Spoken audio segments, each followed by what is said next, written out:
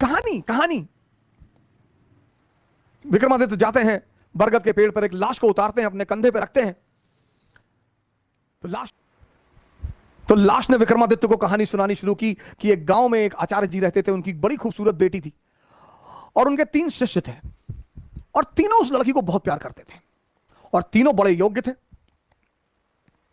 आचार्य जी को भी लगता था कि यार योग्य तो तीनों है, लड़की को भी लगता था कि योग्य तो तीनों है, तो शादी किससे करूं? बाप और बेटी दोनों बड़े कंफ्यूज थे कि विवाह किससे किया जाए।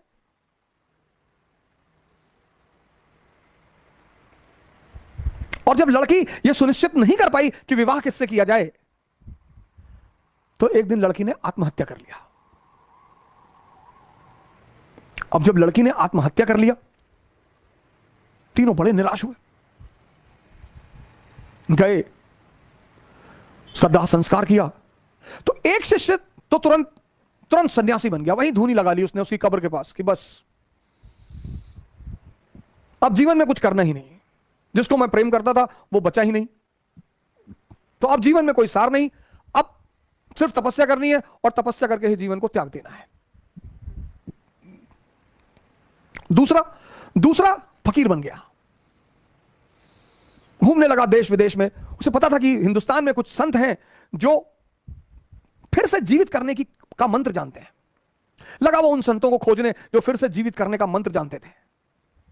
तीसरा जो उसमें था, वो डेली जाता था, उस मृत शरीर पे मसाला लेप लगाता था, साफ करता था, फिर उसे वहीं रख देता था। अब ये सिलसिला कुछ वर्षों तक चला, 2-4 वर्षों तक चला। तो वो जो घूम रहा था चारों तरफ, फकीर बन गया था, मंत्र की तलाश कर रहा था, पुनर्जीवन देने के मंत्र का जो तलाश कर रहा था, उसे एक दिन कुछ महात्मा लोग मिल गए, वो उस मंत्र को जानते थे। उसने उनकी सेवा की, उन्होंने उसे वो मंत्र सिखा दिया। जैसे ही उसने मंत्र सीखा, वो भगा वापस गांव की तरफ, और वापस आकर उसने उस युवती को फिर से जिंदा कर दिया।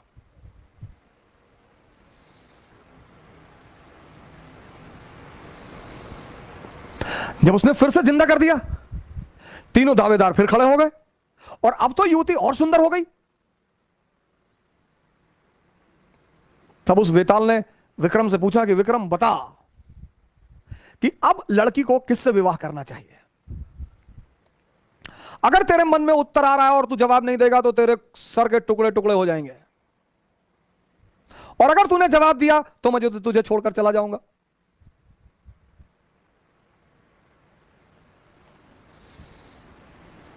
वेताल ने कहा कि अगर तेरे मन में जवाब आ रहे हैं, और ये नेचुरल प्रकृति है, हमारे सामने जब भी कोई परिस्थिति होती है, एक जवाब मन में आता कि ये कर ले यार, नेचुरल प्रकृति है, नेचुरल जवाब आना ही है। तो वेताल ने कहा कि देख विक्रम, अगर तेरे मन में जवाब आ रहा है और तूने मुझे नहीं दिया तो तेरे सर के टुकड़े टुकड़े हो जाएंगे, और अगर दे दिया तो मैं चला जाऊंगा। योग्य आदमी, भाई योग्य हो अयोग्य हो, मन में परिस्थिति में अगर परिस्थिति बन रही है तो जवाब आएगा। तो विक्रमादित्य ने जवाब देना शुरू किया। कहा जो मंत्र सीख कर आया और जिसने पुनः जीवन दिया वो पिता तुल्य है। जीवन देना का काम किसका है? पिता का। क्या दर्शन है सर, जीवन देने का काम किसका है? पिता का। तो जिसने मंत्र सीख कर जीवन दिया वो पिता तुल्य है, उससे विवाह नहीं होगा।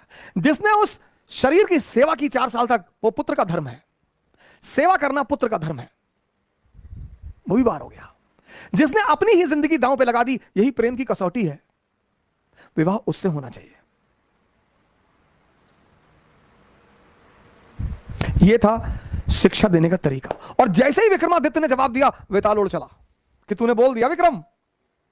यानी अब सुनिए, इस कहानी का दूसरा उद्देश्य क्या है? मौन।